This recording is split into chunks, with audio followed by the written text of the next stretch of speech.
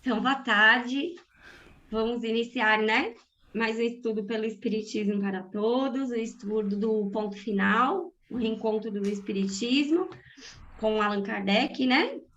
Do Wilson Garcia. Para quem acompanha a gente aí, né, online, a gente está na página 169, no item A Mensagem de Ismael Prossegue. Alguém quer ler para a gente hoje? Quem está inspirado para ler? A Sandra.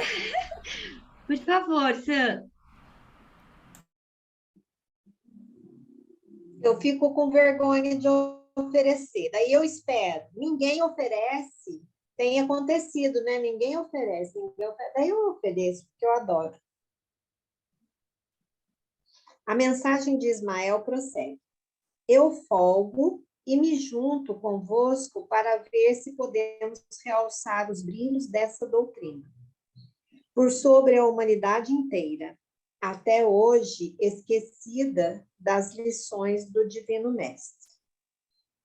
Irmãos, o Espiritismo é belo.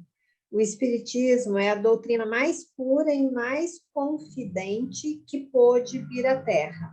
Porém, a par da sublimidade, também tem ele muitas dificuldades que só o bom senso, só a criatura dotada de pura vontade pode se ver livre delas e progredir a passos largos na existência terrestre. E é por essas dificuldades e por essa falta de senso e boa vontade que muitos espíritas desesperam-se, enfraquecem-se na luta, maldizendo a hora em que viram a luz. É porque os homens ingratos não sabem aproveitar a bondade do Todo-Poderoso, nem impedir no âmago de suas almas a grandeza de sua misericórdia. E sabeis como? Eu vos direi. Logo assim que conhecem o Espiritismo, a sede das maravilhas lhe transborda o cérebro, e não é a sede mesmo, né? A sede de maravilhas lhes transborda o cérebro, e sem a luz da inteligência, sem o conhecimento das leis que regem os fenômenos da nova doutrina, sem se identificarem com a natureza das preocupações indispensáveis, julgam habilitados a se apresentarem ao público, buscando por esse mundo dar testemunho de suas crenças, sem meditarem na falta dos elementos precisos para darem o mesmo testemunho. Se são médiuns e entendem que a todo instante devem estar em telegrafia constante com o mundo dos espíritos e, querendo dar uma aparência de caridade, principiam a oferecer-se em comunicações de parentes e amigos e de outros que já partiram da terra. E é nessa confusão de coisas que está a dificuldade do Espiritismo. Não é que a doutrina por si só não seja pura nas suas leis terminantes, mas são os seus adeptos que, como vos disse, levantam grandes abrolhos na estrada, porque ela deve passar radiante. E, irmãos, não estou fazendo um estudo profundo e minucioso do que se passa entre os espíritas. O muito que deixo de dizer, vós o sabeis.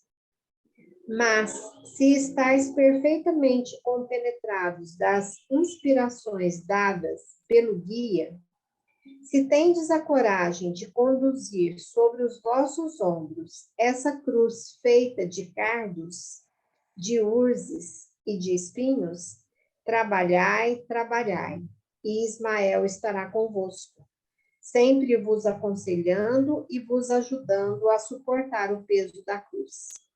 E falai, chamai os vossos amigos, os vossos irmãos, nos quais virdes mais dedicação e menos preconceitos. Chamai-os para o vosso lado e continuai a regar essa planta mimosa que nasce entre a humanidade, para que ela, muito breve, dê os frutos dignos do Senhor que a plantou. Não há outro caminho a seguir. Tudo está nos médiuns. Eles que deem a verdadeira representação do seu papel nas sessões espíritas e tudo se conseguirá. Não se ofereçam para evocações. Quando um centro não lhes parecer homogêneo, neguem-se ao trabalho, porque assim pouparão elementos do seu cérebro e não darão ocasião a divertimentos, a que muitos estão acostumados. A sua linguagem deve ser esta.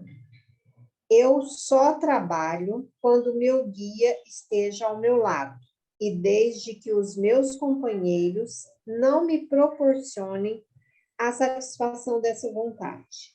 Eu não trabalho, porque serei uma máquina sem maquinista, serei uma bússola sem agulha, serei um navio sem leme, e o meu estado é perigoso. Procedam todos assim, e o Espiritismo aparecerá entre os homens com a grandeza de seus brilhos. Meditai, trabalhai. Ismael.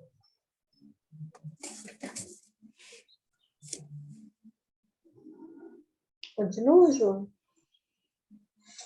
Agora ele vai explicar, né, as questões aqui, né? E a gente, depois que terminar a explicação dele, que é essa página inteira, aí a gente comenta. Tá. A par de expressões sem sentido, a doutrina é confidente do emprego de palavras de significado duvidoso, ou muito que deixo de dizer, vós o sabeis, e de ideias expostas com duplo sentido, não há outro caminho a seguir, tudo está nos médiuns. A mensagem contém objetivos intencionais que podem muito bem ser percebidos. Há um jogo de interesses explícito quando o autor espiritual acusa os adeptos que levantam grandes abrolhos na estrada de responsáveis pelos desvios doutrinários, sabendo-se que os membros do Grupo Saião e os da Sociedade Acadêmica Deus, Cristo e Caridade estão em decisivo conflito por conta da doutrina de Rustem.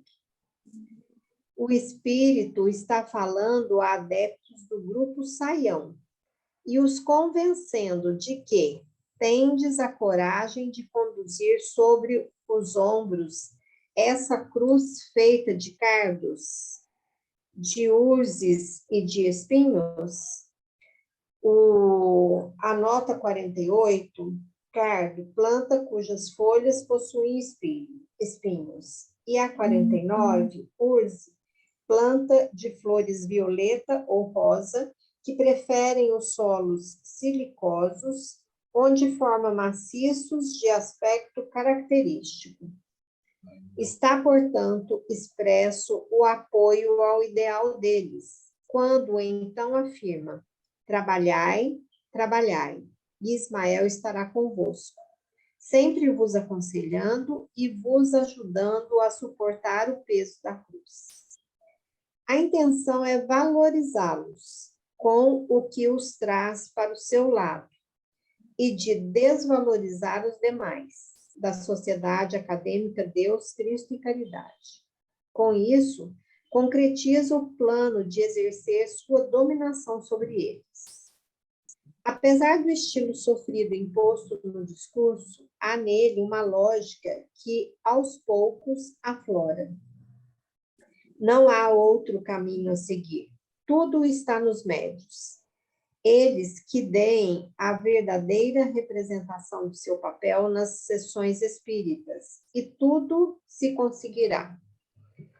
Não se estranhe a afirmação de que tudo está nos médiuns, uma vez que o grupo Saião é constituído de poucos membros, mas todos são médiuns e estão comprometidos em seus corações, e de modo formal, com a missão reveladora que lhes foi, e de modo formal, com a missão reveladora que lhes foi atribuída. São eles também fiéis observadores dos conselhos e das ideias de seus guias, sem os quais não operam mediunicamente. Tudo isso, junto, tem o significado de estarem protegidos contra as mistificações. Enfim, compõem um grupo altamente homogêneo, singular e protegido. Assim, nada há a estranhar quando o espírito lhe diz: quando um centro não lhes parecer homogêneo, neguem-se ao trabalho. Com isso, economizarão elementos do seu cérebro. Em seguida, vem a cartada final. A linguagem deve ser esta: eu só trabalho quando meu guia está ao meu lado, porque não quero ser uma máquina sem maquinista, uma bússola sem agulha, ou um navio sem leme. Como quem diz: eu, como médium, não sou nada, o meu guia é tudo. A submissão ao guia está, assim, consolidada. Dentro desse modelo de homogeneidade, acreditem, o Espiritismo aparecerá entre os homens com a grandeza de seus brilhos.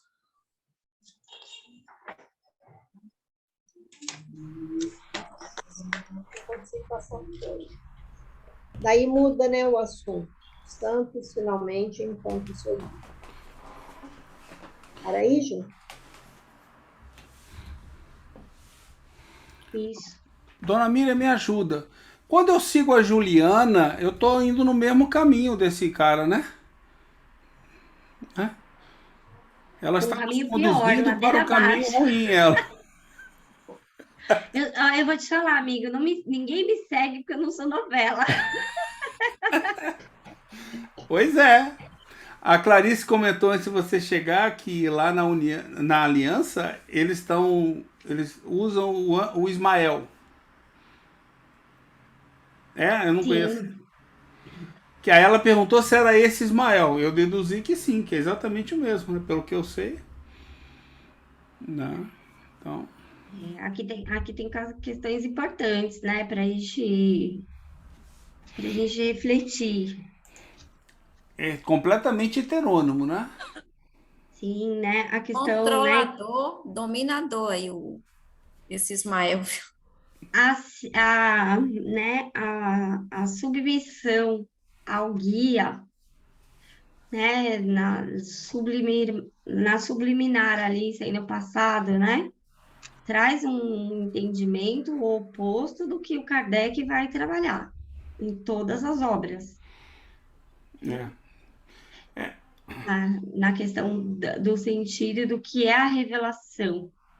E a revelação, gente, ela não vem para um grupo, ela vem para, né, quando a revelação tem um propósito moral, ela vem para a humanidade e não para um grupo ali específico, porque ele está quase, né, falando para o grupo, feche-se em vocês mesmos, não abra a porta para os outros, né? Eu só trabalho com o meu guia, eu só faço o que o meu guia manda. O seu guia não pode errar? Você não pode usar a razão para questionar seu guia, né? Eu acho que o deles lá não erraria, né? Porque era só espírito superior, não sei, só espírito superior que saía lá, ué. É. Daí não entra.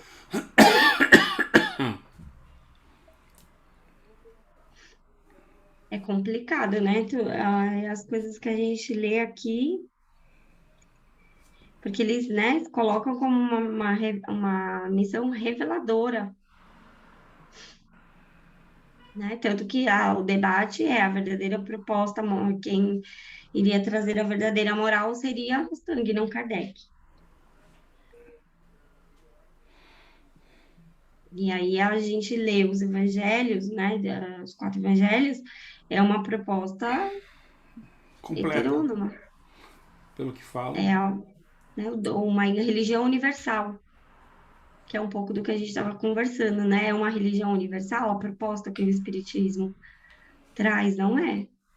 É uma proposta moral, né? Uma revolução nas ideias, na revolução do entendimento. E Kardec é extremamente claro quando ele fala isso na Gênese, né? Lá no item 19, 20 do último capítulo.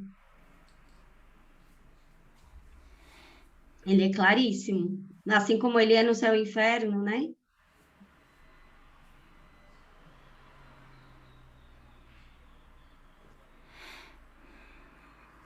É um Mas belo exemplo, né? De como é que as coisas acontecem. Fica exatamente. parecendo até, chega a ser uma manipulação, não é? Quando, aqui, ó, quando um centro não lhes parecer homogêneo, neguem-se ao trabalho. Então, é uma manipulação, né? Então, neguem-se ao trabalho, porque assim pouparão elementos do seu cérebro e não darão ocasião a divertimentos. Então, se fechou ali, né? E quando ele fala assim, não lhe parecer homogêneo, o que que ele quer dizer com isso? Ou seja, se não fala da mesma forma que eles querem que fale, que seja dominado, se alguém questionar, então, Não serve. Nem discute. exato. Mas você vê a fé cega e obediência passiva. Lembra? Perfeito. É a base da moral heterônoma. Fé cega e obediência passiva. Né? Acredita no que eu estou te dizendo, porque eu estou te dizendo, e obedece e faça exatamente isso. Não tem espaço para lógica, para razão, para nada disso. Para reflexão, para debate, para nada. Né? A pessoa não poderia nem, se tivesse uma dúvida, não poderia nem questionar, né? Aí você vê, era um grupo pequeno, né? Aí você hoje tem essa mesma lógica em quantos centros no Brasil que tem uma visão dessa rustanguista? Quer dizer, entende? Quando você deixa uma ideia passar, cuidado. Porque menor que ela possa ser, ela pode... Hoje você tem uma FEB praticamente com essa ideia sendo implantada em todos os lugares. Né? Mudando as práticas, mudando as falas, mudando um monte de coisa, implantando essas ideias. Então cuidado quando você aceita, né? Como é que é? Eu gosto muito de Erasto. Né? Se houver uma mentira no meio de 9 verdades, descarta tudo. Seja radical. Deixa para lá o resto. Não interessa que tenha 9 verdades. Não aproveita nada, porque você vai estar sempre correndo o risco de aceitar aquela mentira. E aí você plantou uma semente ruim. E você vai construir em cima dela. Cuidado. Né? Muito cuidado com as ideias que a gente planta na cabeça. Né? O problema não é o que os outros aceitam, é o que a gente aceita. Que a gente acredita como sendo o que é certo, o que é errado, o que a gente pode usar. Esse que é o problema. Tomar esse cuidado. Né? Esse é o famoso anjo Ismael da FEB.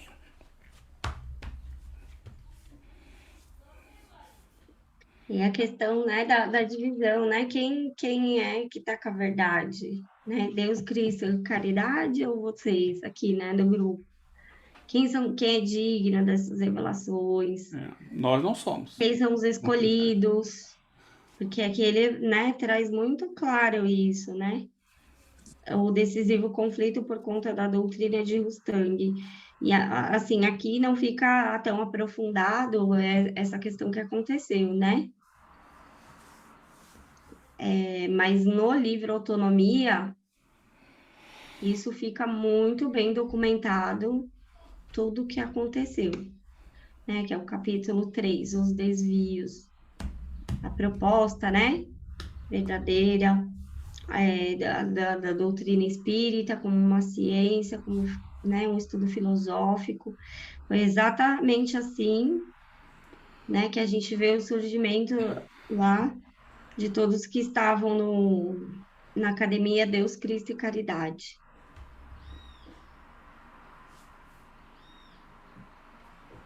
Mas vamos seguir, pra gente, né?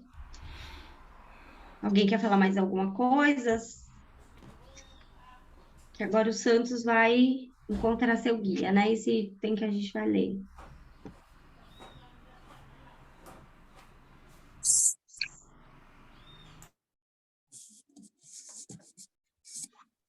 Pode seguir, Sam. Acho que ninguém quer comentar mais nada. Santos finalmente encontra seu guia. A busca pela revelação da identidade dos guias, dos médios do Grupo Saião continuava, e na sessão do dia 26 de agosto de 1880, a sétima do seu período regular, Santos ainda não tinha conhecimento explícito de quem era o seu guia, fato que o preocupava, como também a todos, mas em especial a um dentre eles, Bittencourt Sampaio. Naquela noite, o plano da sessão estava assentado sobre 3 pontos: estudo das comunicações, exercício do médium Santos, estudo dos evangelhos. Sabe-se que quando se referia ao estudo dos evangelhos, Saião estava implicitamente dizendo estudo da obra Os 4 Evangelhos. O primeiro item, estudo das comunicações, referia-se às mensagens mediúnicas recebidas na sessão anterior. Assim, a preocupação com o fato de o médium Santos não ter ainda resolvido a identidade do seu guia levou à decisão de abordá-lo como um item da pauta de assuntos da noite. O caso era considerado sério, não era algo simples para deixar-se entender ad infinitum. Todos queriam solucioná-lo, inclusive os ditos espíritos superiores que presidiam o grupo. Afinal, como estava esclarecido, o guia é tudo, e o médium sem guia não é nada. Eis, pois, que a solução se aproxima, para alívio de todos. Saião apresenta o seguinte relato, página 83. Bittencourt, tratando da primeira parte, declara achar-se convencido ser o guia do médium Santos, o discípulo de nosso Senhor Jesus Cristo, que na última encarnação tomara o nome de Felipe Neri. Nota 50. Felipe Neri, cognominado o Apóstolo de Roma e o Santo da Alegria, Florença, 21 de julho de 1515, 26 de maio de 1595. Foi um padre e santo católico. Que Mundlen fora o nome que tomara o espírito superior, do qual emanaram fluidos que atuaram no médium e lhe inspiraram esse nome. Felipe Neri, discípulo de Jesus, Mundlen, espírito superior. Este teria derramado sobre o médium Santos fluidos que lhe inspiraram o nome de Felipe Neri como guia. Mas o próprio Felipe Neri não se havia declarado explicitamente a Santos. Por que Bittencourt Sampaio opina? Quanto ao guia, se não descobriu seu nome ao seu guiado, foi por falta de confiança deste. como se nota na comunicação que recebeu o médium. Ibi, o que receias, etc. E disse que as incertezas, vacilações e dúvidas são sempre perniciosas, porque demonstram falta de confiança firme que deve haver, e daí as consequências inevitáveis e já apresentadas pelo bom Vicente de Paulo nas instruções que deu na 5ª sessão.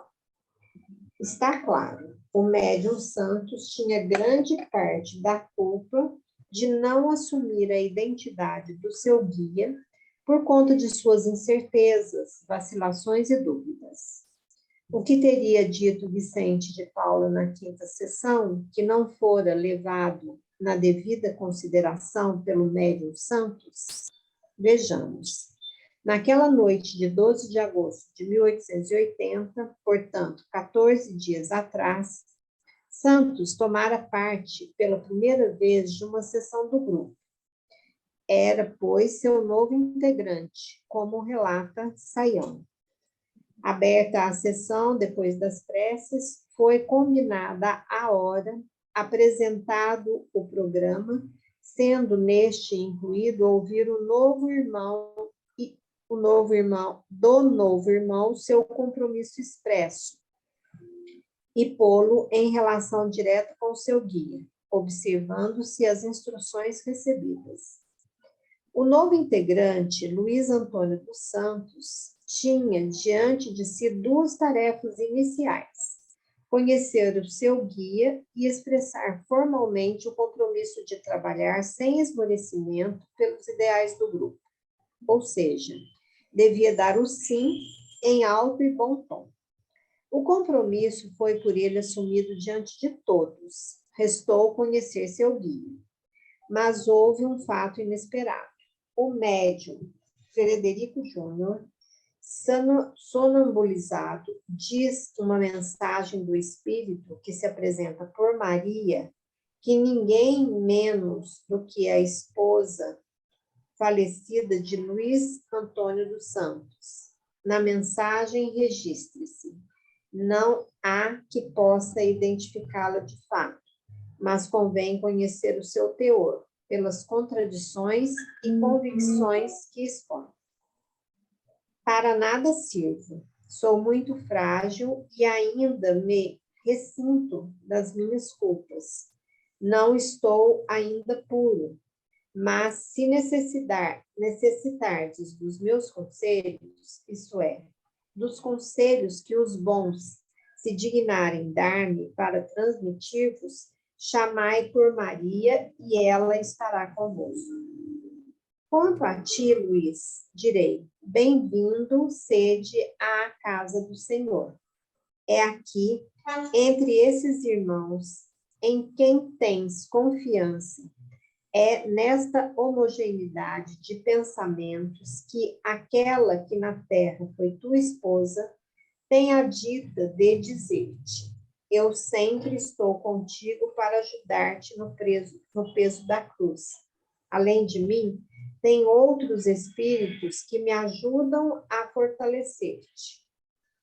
Filho, são os evangelhos que te darão a luz. Estuda-os com bastante calma e a luz divina cairá sobre o seu seio. Estuda e reparte essas divinas palavras com aqueles de quem és o amparo da terra. Ensina-lhes os deveres de mãe da família. Eu já não sofro tanto. Estou aqui ao lado do teu guia Ismael. Ó, como sois felizes, Maria.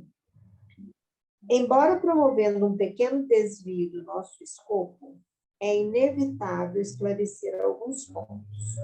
O novo integrante e médium é recebido no grupo com uma mensagem supostamente de sua falecida esposa, na qual, sem nenhuma preocupação quanto a mostrar-se mais íntima do marido, esforce-se por elogiar o lugar do grupo e garantir que o ajudará no peso da cruz que ele carrega, e para que ele não tenha dúvidas quanto à importância de estar integrado na missão do grupo, afirma: são os evangelhos que te darão a luz.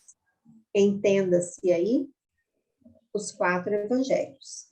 E finaliza com uma afirmação que é, de fato, mais dúvida que revelação. Estou aqui ao lado do teu guia Ismael. Dever-se-ia entender que o guia de santos é Ismael? Por mais óbvio que isso seja, tal não se concretizará. O médium Frederico Júnior, que deu a mensagem, e o viúvo, ambos choram como o relata Sayão. Imediatamente, a médium vidente Isabel, sonambulizada, questiona: por que choram? Oh, não chores, não. Eila de joelho aos pés de Ismael, que lhe diz: filha, muito tens sofrido, mas tens te purificado. Continua o médium vidente a referir-se ao que vê. O seu rosto está coberto de lágrimas, mas são lágrimas de ventura. Ismael olha para ela cheio de alegria. Desce uma luz fulgurante que se derrama sobre ela. Vejo-a envolvida nessa luz. Maria, espírito bom e arrependido. Desapareceu a visão. Fica Ismael, que eleva os olhos para o céu. Como se vê, está aí perfeitamente erguido um cenário de folhetim destinado a causar emoções e, com isso, desviar a atenção do principal. O ato seguinte vem com o médium Nascimento, que, sonambulizado, transmite mensagem de Ismael. E o que diz de importante ou útil Ismael? Nada, absolutamente nada, senão exclamações e frases soltas como: Ismael alcançará de Deus estar sempre entre vós. Por maior estranhamento, segue-se um diálogo surdo entre os médiuns, Isabel e Nascimento, devidamente sonambulizados, que repetem exortações aparentemente ditas por espíritos, até que a médium Isabel anuncia: o irmão Santos que tome o lápis a fim de conhecer agora o seu verdadeiro guia. O médium Silva intervém: ainda não. E passa a transmitir uma longa mensagem que depois se concluirá ter sido de São Vicente de Paula, na qual o Espírito afirma estar encarregado de dar-vos instruções a respeito do vosso método de trabalho. Na verdade, são instruções confusas sobre o modo de analisar mensagens mediúnicas, até que ele atinge o seu objetivo de exaltar a figura do guia, como se vê neste trecho. Quando tratar-se de interpretação das comunicações para a sua adoção ou rejeição, é necessário, com calma, meditar e aprofundar, a fim de que se possa distinguir o joio do trigo. Tendes o vosso livre-arbítrio, que Deus manda respeitar. Mas não desconheçais a luz, porque não possais assinalar-lhe a origem, a natureza ou os meios. Não duvidais que tenha um guia encarregado de vos dirigir com amor, dirigir ao amor de Deus, ao amor do próximo, ao progresso e aperfeiçoamento do vosso espírito. Materializa-se de novo a importância e o poder do guia. É o martelo batendo no mesmo cravo. Afinal, uma advertência repetida várias vezes acaba por virar uma sentença definitiva. Mas não acabou ainda. O médium Campos passa a escrever uma mensagem e basta-nos conhecer dos seus 2 primeiros parágrafos para compreender a encenação. Glória, paz e amor. Ó bom Deus, derramai sobre esses irmãos a vossa divina misericórdia. Pois, bom Pai, agora vejo que já principiam a merecer. Ó, quanto sois felizes! Não imaginais quem está aqui agora entre vós. Curiosidade despertada, logo vem o esclarecimento. Quem estava ali era São Mateus, ele mesmo, o evangelista que ao final assinará o texto. Era como se estivesse dizendo: vocês têm a honra de estar comigo. E para maior honra, o Espírito fez uma revelação. Meus irmãos, eu estou encarregado de vos dar o programa para o começo do vosso trabalho. Por mim, recebereis o prefácio. Aprontai-vos, que muito em breve vosso Pai vos concederá essa misericórdia. Lembrai-vos que ides começar, disponde-vos para não interromper o santo compromisso que tomastes, o qual se acha aos pés do Pai Celestial, fechado no cofre de Celina. Meus bons amigos, não vos perturbeis com o que tendes de fazer. Confiai em nós, em vossas inteligências, e se tornem passivas, que nós tudo faremos. Coragem, pois, e eu e os mais evangelistas estaremos prontos para vos esclarecer em vossos trabalhos. São Mateus, enfim, tocou num ponto sensível, a missão do grupo de ampliar a revelação de Rustenck. E estava dada a ele, São Mateus, a responsabilidade de fazer o prefácio do texto, que seria produzido sob a ação dos espíritos evangelistas, cujo tema estava guardado no cofre de Celina. Ou seja, seria informado no momento oportuno. Mas o grupo poderia, desde então, se vangloriar, se perceber importante perante o mundo todo, se tudo isso não estivesse grafado em papel resistente sob a assinatura do advogado Saião, que seria quase impossível acreditar nessa pantomima. Contudo, a questão do guia do médium Santos ainda pairava no ar. Eis que ele se concentra, escreve e, estimulado pela médium vidente Isabel, passa a ler a mensagem assinada por Mudelaine, que Bittencourt Sampaio explica tratar-se de Felipe Neri.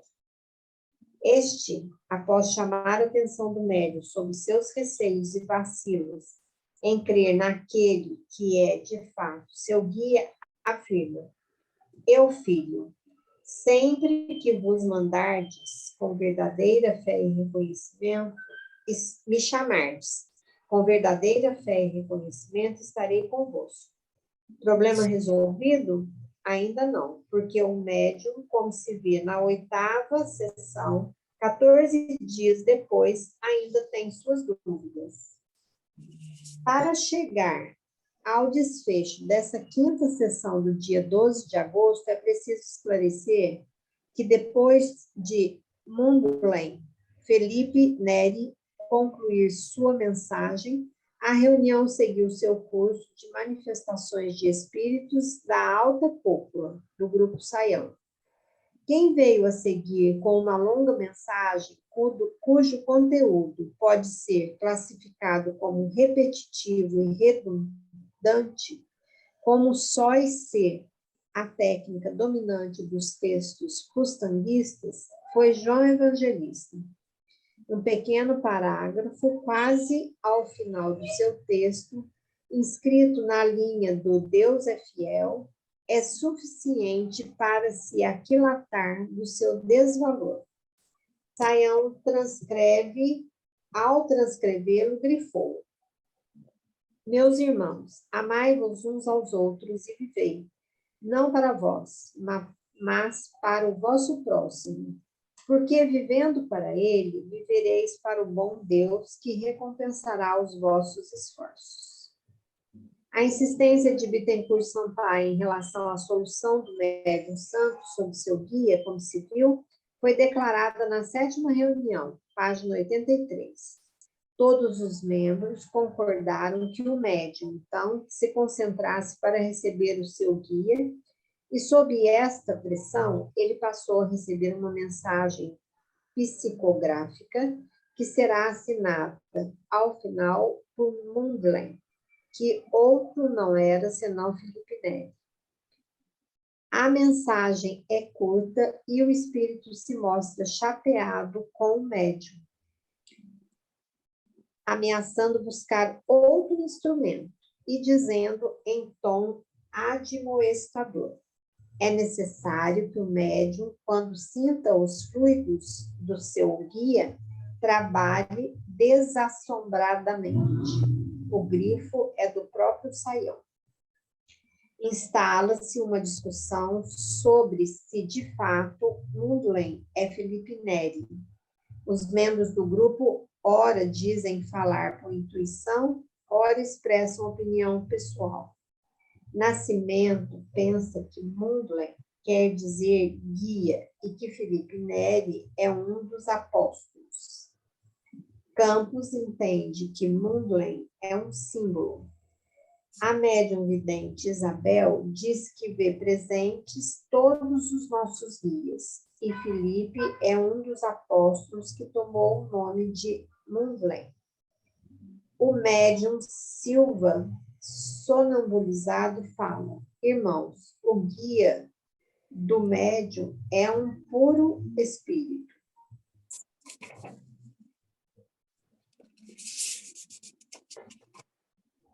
Por que não pediram logo a certidão de nascimento do espírito, né?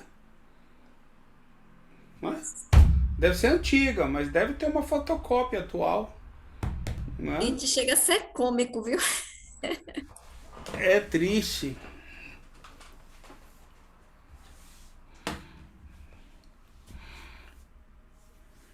Triste é o que a gente vai ver semana que vem. Ah, é Jesus, Espírito puro. Ó, Jesus veio no grupo, tá vendo? Visita Por o isso que grupo. eles não erram, Satiro. Óbvio, óbvio. Ah, meu Deus. Pena que foi extinto, né? Não, eu queria participar desse grupo para ver se eu recebia alguém assim, né? Do jeito que eu sou, vai ser Judas que vai vir comigo. Só para eles darem porrada em mim no final, né? Não é verdade? Fazer o quê, né? Então tá bom. Não, gente, é que não vai dar tempo da gente ler, mas as coisas Continua. que vêm na semana que vem, a gente fica chocada. Então, E essa chocaremos. frase, né? Deus é fiel. Gente, o que é isso?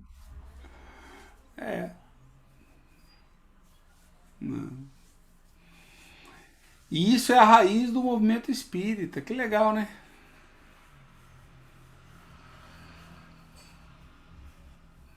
Que bacana. É. Que bom que isso veio à tona aí através de ti. Eu não sabia disso, não. É. Eu também não. Bem que será que Antes, né? esse livro é historicamente assustador. E ele foi muito bem escrito, né? Ele está muito Foi bem mesmo. escrito. Eu gosto muito da forma como o Wilson escreveu ele.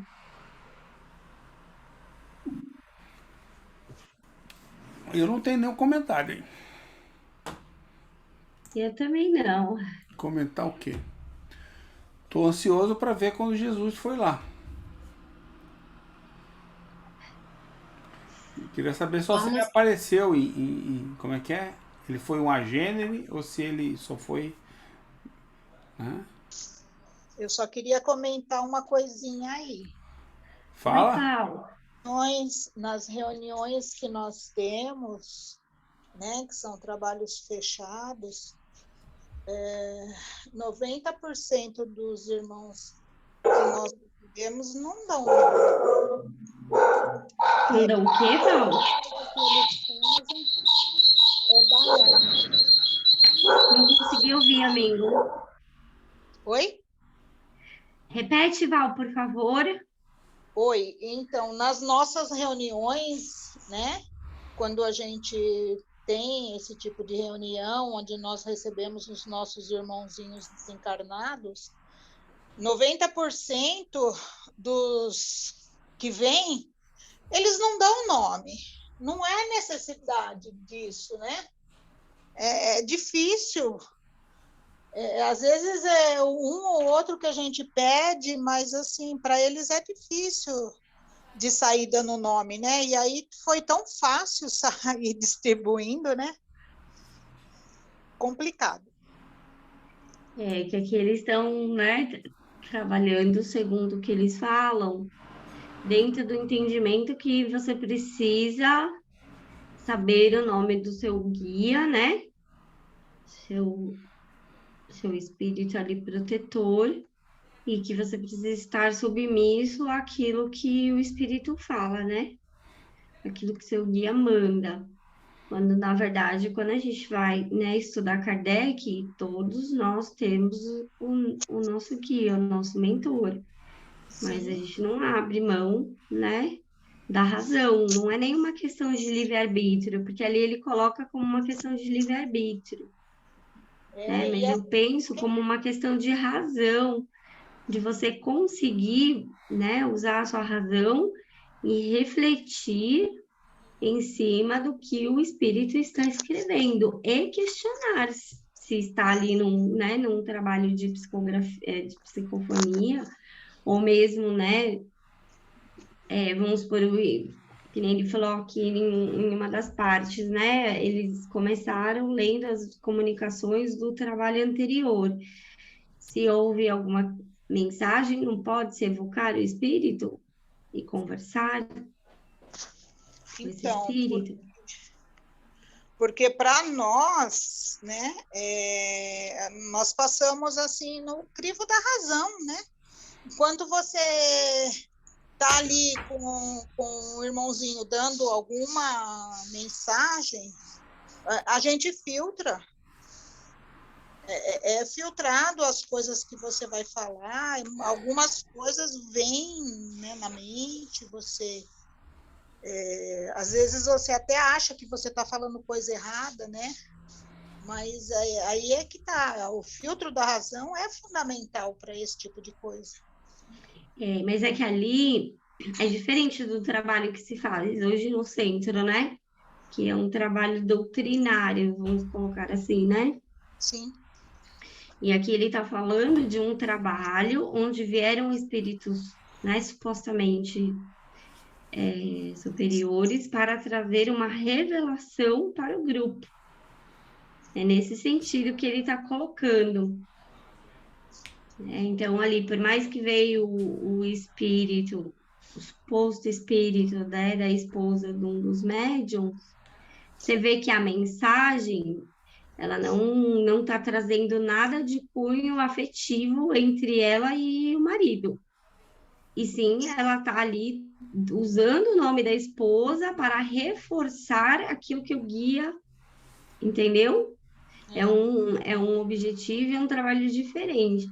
Porque ali, né, no trabalho mediúnico especificamente do centro, hoje não se trabalha da forma que Kardec trabalhava, né?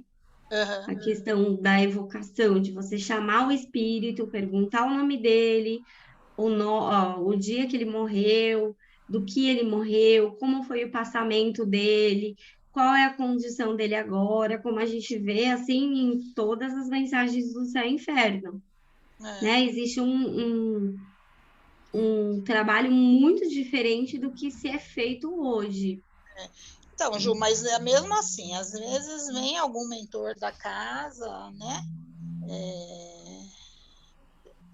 A gente sabe pela algumas informações que dão, mas é difícil eles chegarem e dar nome. Então, é que cada centro trabalha de uma forma, né? Por exemplo, um centro espírita muito famoso, que eu não vou citar nomes, tá, gente? Mas uma pessoa que trabalha mandou, né, a carta para mim sobre o conteúdo que estava lá e o nome do espírito. É uma carta, assim, totalmente heterônoma, dizendo o que você pode, o que você vai fazer e o que vai acontecer com você se você não fizer aquilo. A senhora tá rindo? É verdade, eu tenho a carta aqui. Gente, é uma coisa, assim, absurda. Como que um espírito, né, que assina aquele nome, ou que se diz um espírito mentor de um centro, trabalha com seus médiums, com seus trabalhadores, servidores, à base de ameaça. Se você não vir trabalhar, eu vou lá na sua casa ver você, vou lá. Eu não vou te ajudar. Ai, ai, ai. Entendeu? Você estudando a doutrina espírita, todas as comunicações que a gente vê na revista espírita, né? Estudo de espíritos, desde espíritos felizes, espíritos em expiação, espíritos criminosos, sofredores. É um trabalho totalmente diferente do que a gente vê, do que a gente está lendo aqui, né? E mesmo, olha, né, a citação que a gente fez no começo do estudo, quando você lê a mensagem, né, os Messias do Espiritismo, que está lá na Revista Espírita de 66, faça uma análise das primeiras mensagens, né, são acho que 13 mensagens, salvo engano, são curtas, que tem lá, né, vários espíritos assinam, vários, né? E aí, quando você vai para o mês de março, Kardec vai estar lá, análise sobre os Messias do Espiritismo. E aí ele vai trazer todas as consequências que essas publicações trouxeram, né? Os debates que geraram entre os espíritas. E aí ele traz a lógica, gente, a razão, o bom senso.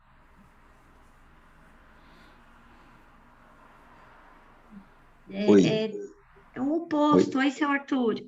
análise, esse texto falando sobre a análise é de março de 1866, é isso? 68. Ah, 68. 68. Chama Os Messias do Espiritismo, que tá no mês de fevereiro. Tá, Então, acho que umas 13 mensagens. E aí, no mês de março, Kardec vai fazer essa análise. legal. E aí a gente vê a razão pura, gente, ele falando do porquê, né? Eles publicaram. E não é assim a opinião de um espírito, é uma coletividade de espíritos que estão falando simultaneamente em vários centros, em vários lugares, sobre o mesmo assunto. E mesmo assim, Kardec traz a questão da lógica, da razão, da reflexão. Tem coisas que ele fala, é nítido que isso não é para ser dito agora, por isso os espíritos não se manifestaram. Ele trabalha, sabe, assim, bem racionalmente a gente vê no de março, que é onde ele vai fazer análise. E em todos os depoimentos dos espíritos, quando a gente vê o que o espírito fala, né, no capítulo que ele vai estudar o passamento, do que ele morreu, como foi o passamento, quanto tempo durou, faz-se a evocação do espírito, às vezes, lá no próprio túmulo do espírito.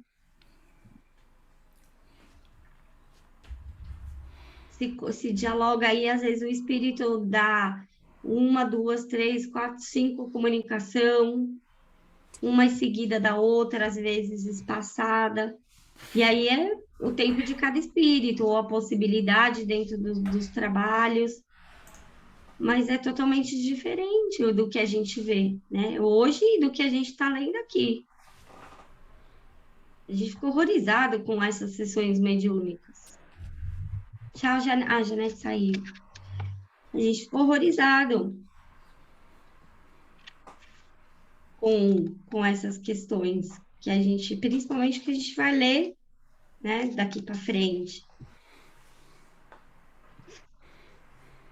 Mas, Agora, uma questão sobre, você disse que na próxima semana teremos alguns textos aí mais chocantes.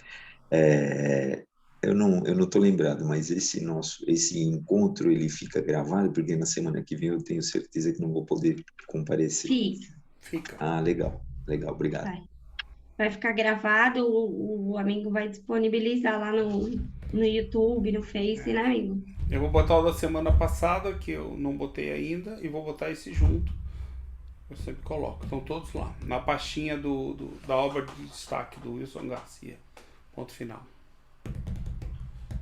Mas eu acho que, né, vai dar bastante comentários, então acho que a gente talvez nem avance tanto. Porque vai falar, né? Bom, a gente não vai avançar, mas vamos deixar aí, né, a curiosidade, a vontade de estudar mais semana que vem. É isso aí. Certo, pessoal? Bom final de semana a todos. Bom final de semana. Obrigada também, bom final de semana. Bom Até final de semana, sábado. bom descanso. Até a próxima. Tchau, pessoal. Bom domingo. Tchau. Bom final de semana. Domingo. Tchau, tchau.